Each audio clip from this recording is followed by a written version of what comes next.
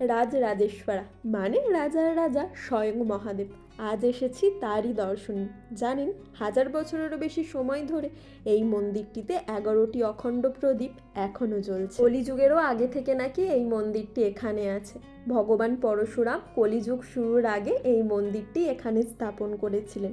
ভগবান পরশুরাম দ্বারা নির্মিত 108টি শিব মন্দিরের মধ্যে এটিও একটি। সেই কোনকাল থেকে যে 11টি অখণ্ড প্রদীপ এই মন্দিরে জ্বলে চলেছে, তার মধ্যে শিবলিঙ্গের বাম দিকের যে অখণ্ড প্রদীপটি আছে সেটি অগস্ত্যমুনি নিজে জ্বালিয়েছিলেন। লং ভিডিওতে আপনাদের তো বলেইছি কেরালার মন্দিরে পুজো দেওয়ার নিয়মবিধি।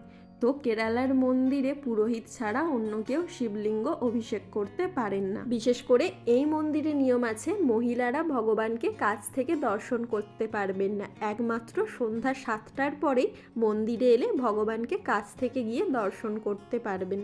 11 শতকে মুশিকার রাজত্বে মন্দিরটি পুনর্নির্মাণ হয়। আবার টিপু সুলতানের রাজত্বকালে মন্দিরটির বেশ কিছু অংশ ধ্বংসও হয়ে যায়। আবার এও শোনা যায় ভগবান রামচন্দ্র রাবণের সাথে যুদ্ধ সেরে এইখানে ভগবান শিবের দর্শন করে তারপরেই অযোধ্যা ফেরেন।